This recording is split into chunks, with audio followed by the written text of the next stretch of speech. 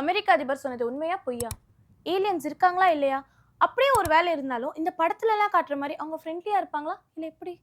Actually American navy யூஎஃப்ஓல பத்தின வீடியோஸை எடுத்திருக்காங்க. யூஎஃப்ஓ அப்படின்றது அன்ஐடென்டிஃபைடு ஃபிளையிங் ஆப்ஜெக்ட் அப்படின்னு அர்த்தம்.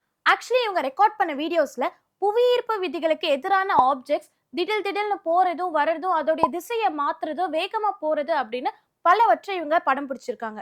ஆக்சுவலி இது எல்லாமே ஏலியன்ஸா இல்ல வேற நாடுகள்ல இருந்து அனுப்பப்பட்டதா நம்மள கண்காணிக்கிறதுக்காக உருவாக்கப்பட்ட பொருளா அப்படின்னு இன்னும் எதுவுமே தெளிவா தெரியாத நிலையில இது எல்லாமே ஏலியன்ஸ் இருக்கலாம் இல்ல அப்படின்ற ரெண்டு பட்சமா பேசிட்டு இருக்காங்க.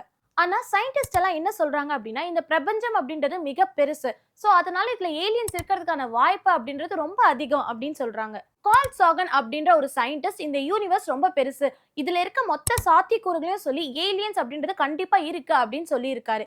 அது மட்டும் இல்லாம ஒரு சயின்டிஸ்ட் ஏலியன்ஸ் கண்டிப்பா இருக்காங்க அப்படின்னு சொல்லி அதுக்குன்னு ஒரு கணித சமன்பாட்டையும் உருவாக்கியிருக்காங்க. அது மட்டும் இல்லாம ஸ்டீஃபன் ஹாக்கின்ஸ் அப்படின்ற ஒரு சயின்டிஸ்ட் ஏலியன்ஸ் எல்லாமே நம்மளை விட நாகரிகத்துல பல மடங்கு அப்டேட்டடா இருக்காங்க, ஒருவேளை நம்ம அவங்கள தொடர்பு கொள்ள நினைச்சா நமக்கு தான் அது பாதிப்பு, நமக்கு மிகப்பெரிய இழப்பை ஏற்படுத்தும் அப்படின்னு சொல்லியிருக்காங்க. ஆனா இது எல்லாமே ஒவ்வொருத்தருடைய கணிப்பு தான், இது எதுவுமே அதிகாரப்பூர்வமாவும் ஆதாரப்பூர்வமாவும் நிரூபிக்கப்படல. சோ நீங்க சொல்லுங்க, ஏலியன்ஸ் இருக்காங்களா இல்லையா? என்ன நினைக்கிறீங்க?